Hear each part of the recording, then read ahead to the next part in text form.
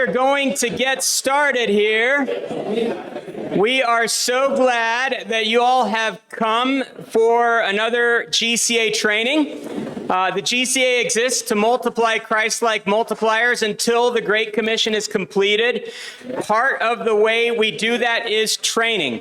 And so our team is doing that all over the world, but also right here in Albuquerque, we have this training center, and we want to do everything that we can to equip the body of Christ here to be reaching people here with the gospel as well.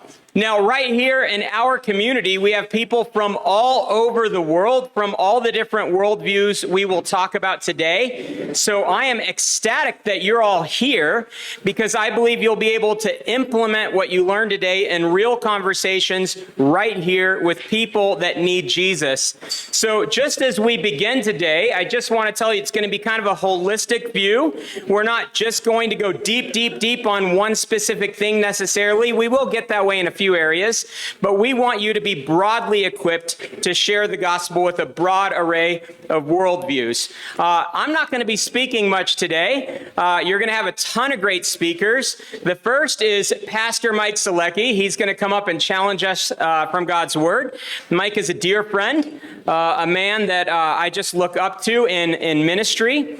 We've had the chance to travel in a few different countries together, doing ministry together, and I'm ecstatic to hear what he has to share from God's Word today. So I'm going to start in prayer, and then Mike is going to get this thing rolling.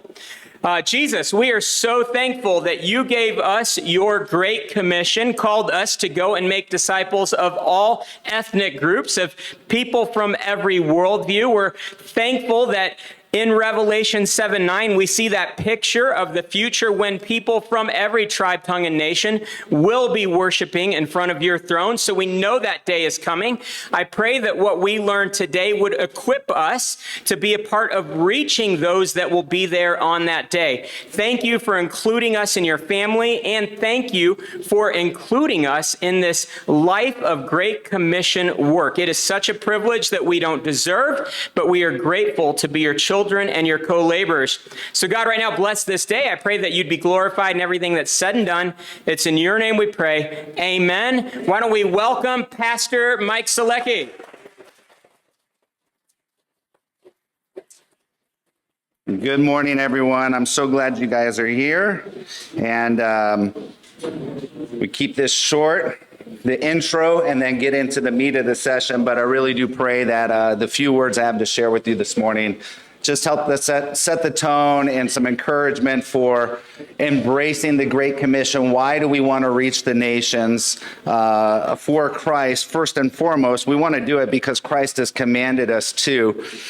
And he's commanded us and given us all a commission to go and make disciples in Matthew 28. I mean, after all, we're partnering with the Great Commission Alliance now, so we got to share. Matthew 28 and verse 18, Jesus says, "All authority has been given to me in heaven and on earth. Go therefore and make disciples of all nations," everyone, every people group, "baptizing them in the name of the Father and of the Son and of the Holy Spirit, teaching them to observe all things that I have commanded you. And lo, I'm with you even to the end of the age." And praise God. I just want to say I am super encouraged just to see this room filled, because I think just by you showing up demonstrates you want to embrace this command. You want to follow Christ. You want to go deeper and how to share your faith. And so it's encouraging to me.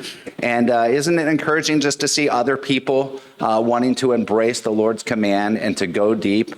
It causes us to step out of our comfort zone, but what a joy it is. And so I want to provide, in addition to just the command that Christ has given us to embrace the Great Commission, to share our faith, to go and make disciples, 3 reasons, and I'm going to work, I think, probably from lower level to higher level, why we should be doing this. Number 1, it leads to abundant life. It leads to abundant life. All of God's commands, brothers and sisters, they lead to a life of abundance. God's not a big meanie in the sky trying to hold back on life and joy from us. He delights in imparting joy. he delights in it. So when we embrace his ways, we embrace his commands, it leads to abundant life. Jesus says in John 10:10, I've come to give life and life abundantly. I hope you know that the Great Commission, embracing that, living that out, it does lead to a life of abundance. And Paul saw following Jesus in every area of his life, even process of sanctification, everything, all commands. He just wanted to know Jesus more and more. And so in Philippians chapter 3 and verses 7 through 11, I want to read you this. Paul, he says, but what things were gained to me, these I have counted loss for Christ. And yet indeed, I also count all things loss for the excellence of the knowledge of Christ Jesus my Lord, through whom I have suffered the loss of all things, and I count them as rubbish, that I might gain Christ and be found in him, not having my own righteousness, which is from the law, but that which is through faith in Christ, the righteousness which is from God by faith, that I may know him.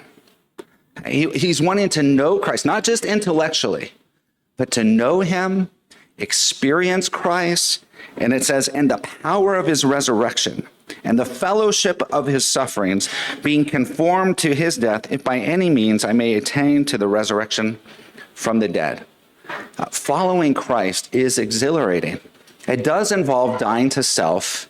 It does involve, ponying up and being courageous and not giving in to the fear of men, but fearing God and saying, Lord, I'm going to follow you.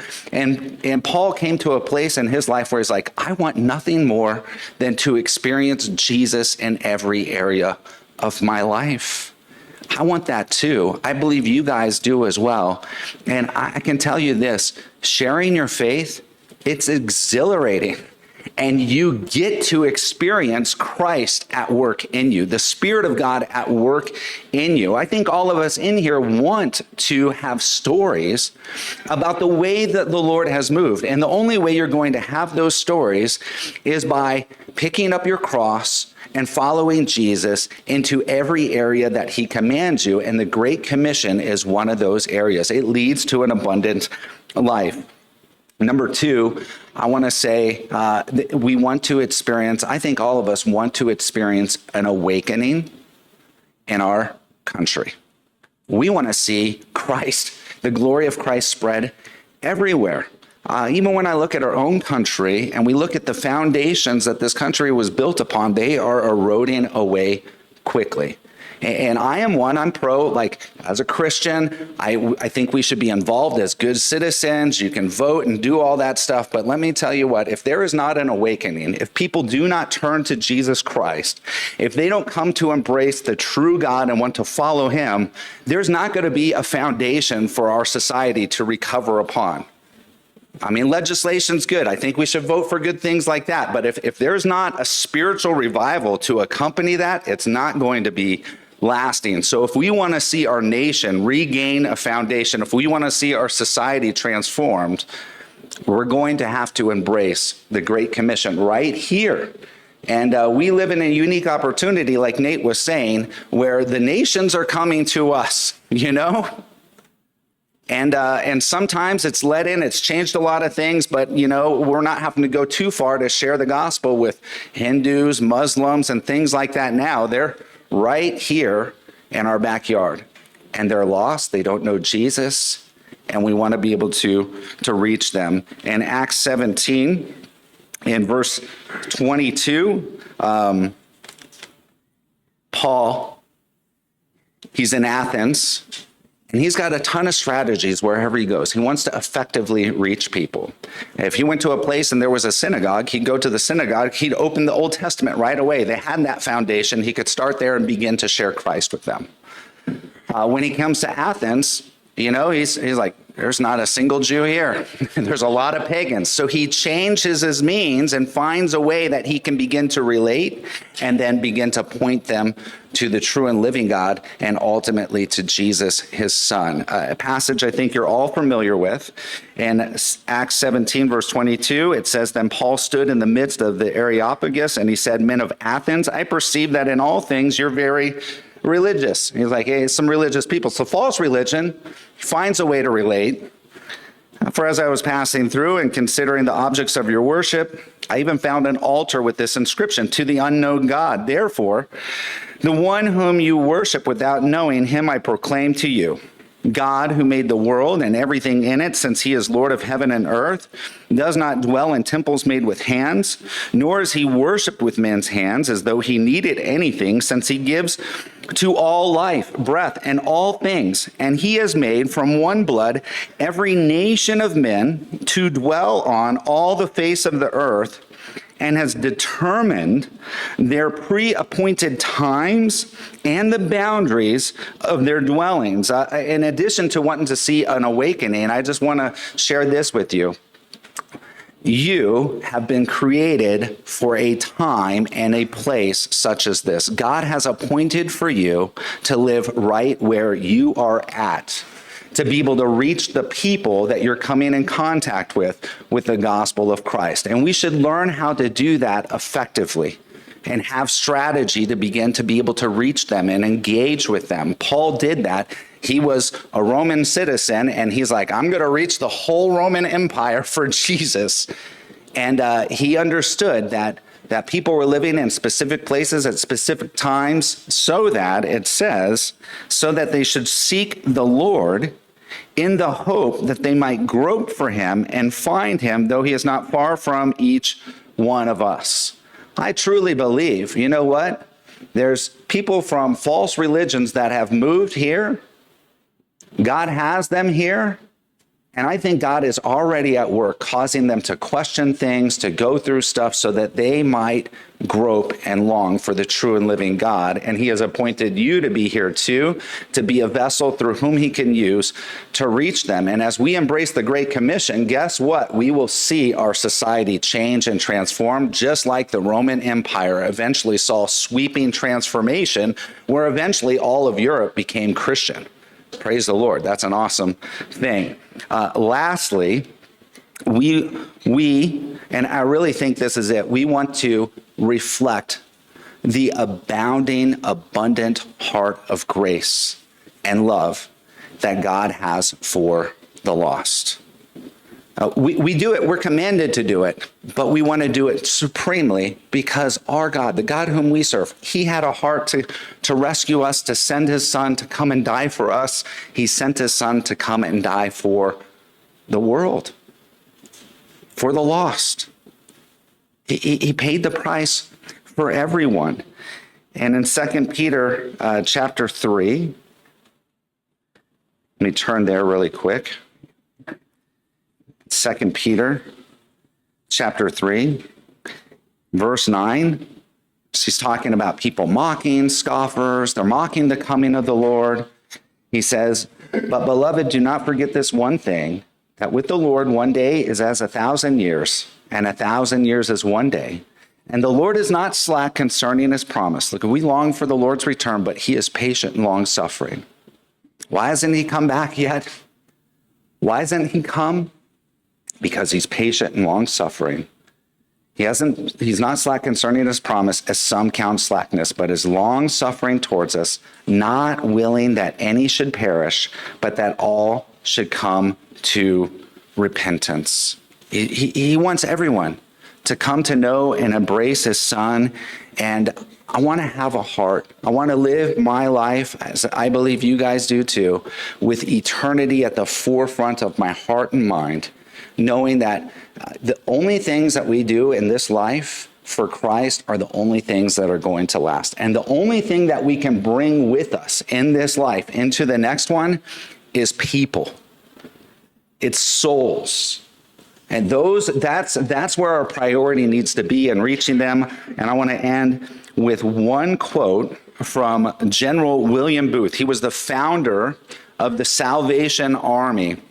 And there was a book on evangelism years ago put out by YWAM, and it's called Bringing Them Back Alive. It's a really great book. I don't think it's in print anymore. If you can find it, a used copy, I commend it to you. But he says this, he famously stated this, and it's always impacted me. He said, most Christians would like to send their recruits to Bible college for 5 years, talking about how he could equip his people to go out and reach the lost. He says, most would like to send them to Bible college for 5 years. I would like to send them to hell for 5 minutes. That would do more than anything else to prepare them for a lifetime of compassionate ministry. Let's live with eternity at the forefront of our heart and minds. Let's know that the harvest field is ripe for the pickings, and be ready to go on out and reach the lost. Would you pray with me, Lord? I do pray that you would give us an abundant heart of compassion to reach the lost. You love the world so much that you sent your son, you gave your very best and held nothing back. And I pray that you would help us to live with that sort of compassion and eternal mindset, knowing that reaching the lost delights your heart. God, it can bring change to our society, positive change that we want to see, and it leads to abundant living. And so, God, we commend this time to you. Use it to equip us, empower us to go out in the power of your Spirit with the heart and compassion of your Son. In Jesus' name, amen. Thank you very much.